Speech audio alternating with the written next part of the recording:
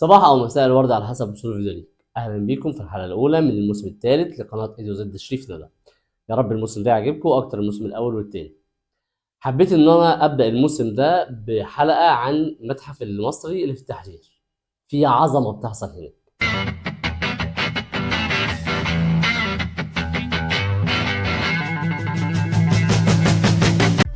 زي اي اسره مصريه خدت المدام والاولاد وحبيت ان انا افسح الاولاد كده في يوم جمعه.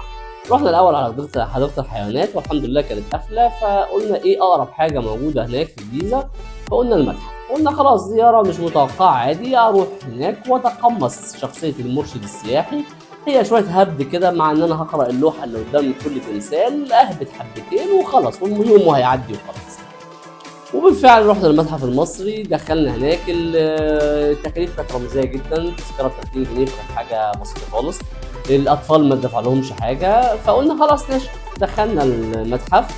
اول ما دخلنا بقى قلنا ايه، لسه هلبس الشخصيه كده وابقى المرشد السياحي، لقيت بنتين كده دمهم خفيف كده شكلهم ظريف دخلوا علينا: السلام عليكم، وانتوا اول مره تيجوا المتحف؟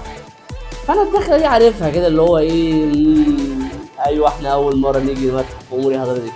قالت لي احنا جمعيه اصدقاء المتحف المصري وبنرحب بيكم. فانا عارف السيناريو ده، انت فاهم، هنبدا بقى نتكلم وهناخد جوله، هتدفعوا شيك على بياض. بس قلت ماشي، ودني ماشي. اهلا وسهلا.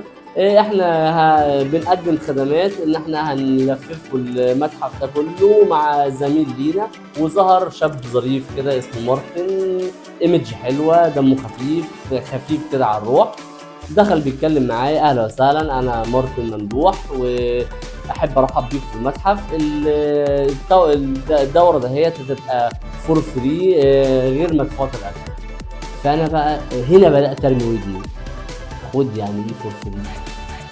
قال لي ايوه يا فندم، دي فور فري، احنا مش بناخد فيها اي تكاليف خالص. احنا شويه شباب من كليه اثار، كليه الاداب، قسم تاريخ، كذا كده كليه، بنتدرب في المتحف على اساس ان احنا من المرشدين السياحيين. فانا طبعا قلت قشطه، اوكي. دخلت معاه، فبدأ فعلا مارتن يتكلم معانا ازاي نشأ المتحف وازاي اتعمل اول مرة وايه اللي حصل له وفي عهد مين، وبعد كده بقى اتنشأ ازاي في التحرير. وبدأنا نمشي معاه خطوة بخطوة. انا قلت هو ايه، هيبقى كده معايا مارتن ده هنسحله معانا في المتحف كله، يقعد يلف بينا، وده هيبقى مع مجهود شاق جدا عليه وكنا هو لسه طالب. بس فوجئت ان هو حاجة تانية خالص. لقيتهم ان هم موقفين زميله ليهم عند كل اثر. فبدا مارتن يمشي معايا، يدخل يشرح الاول من بدايه بقى التاريخ، بدايه الحقبه دي ايه ومين هنا فيها، ودخل على زميلتنا من بقى نورهان لفاطمه لكذا واحده، انا مش فاكر اساميهم بس اتشرفت معرفتهم فعلا كلهم، وحاولت ان انا اتصور معاهم. وبجد بيشرحوا باسلوب جميل جدا وبشرح مبسط. الاولاد حتى معايا انبسطوا جدا، والمدام عجبها اللفه اللي احنا عملناها. وهم حولوا فعلا زياره المتحف من وقت ممل صامت ان انا بقعد اتفرج على تماثيل وخلاص، لا، لفعلا لتماثيل متكلمه، ان كل واحده بتقف قدام كل لوحه او قدام كل تمثال وتشرح لك ده تمثال ايه، وده عمل امتى، واتبنى ليه، وجادوه ايه، وايه اللي اتسرق منه. شويه معلومات قيمه جدا جدا جدا بامانه. وللامانه هم بيهتموا بديتيلز كبيره جدا جدا. يعني مثلا جه في الصوره اللي انتم شايفينها دلوقتي، جه مارتن قال لنا ملحوظه رائعه، قال لنا ان دي تعتبر اول امراه في التاريخ بتلبس اوف شولدر. والنبي يا مارتن، هي ملحوظه جميله وتوضح ان القدماء المصريين كانوا فاشونيستا، بس مش اوف شولدر يا مارتن. والله هي كانت قلشه حلوه منك، بس معلش يا مارتن، في حاجه. بس بصراحه يعني كانوا بيهتموا بكل التفاصيل وكانوا صبورين جدا حتى على الاسئله التافهه. حتى انا كنت رخم حتى في اسئلتي، ان انا كنت بحاول اربط الاحداث الدينيه بالاحداث التاريخيه، هو كان بيشرح لي باستفاضه بكل حاجه فيها. بس في المجمل انا انبسطت جدا جدا جدا باللفه الجميله اللي انا قعدت معاهم فيه وقضينا وقت جميل. للاسف كان انا بقى التقصير من عندي ان الوقت ما كانش مساعدني ان انا هقعد مده اطول، فبدانا بقى ان احنا ايه نكنسل في عدد كتير من التماثيل.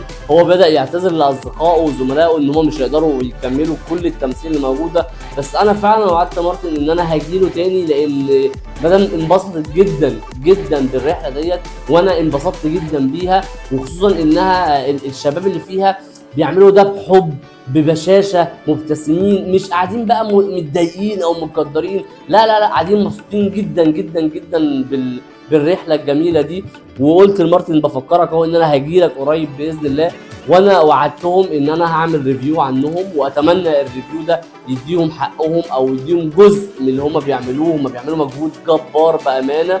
واحب اشكر جدا دكتور عبير ودكتور سيد على الاداء الرائع في التدريب الشباب دي. وانا بسال الناس كلها بيتفرجوا، يا جماعه السياحه الداخليه هتبقى جميله جدا لو اتعممت التجربه دي على كل الاثار، لان احنا كمصريين مش هنقدر نجيب مرشد سياحي معانا او مش هنعرف الكلام ده كله، فاللي هم بيعملوه ده بيبسطوا علينا الموضوع جدا جدا جدا. وفي اخر حلقه انتوا عارفين هتعملوا ايه. لو عجبكم الفيديو ما تنسوش اللايك والشير والكومنت، ولو مش مشترك على القناه انزل اشترك في القناه، ما تنساش تشوفوا الحلقات اللي فاتت والحلقات الجايه. وبس كده، اشوفكم دايما على خير. سلام.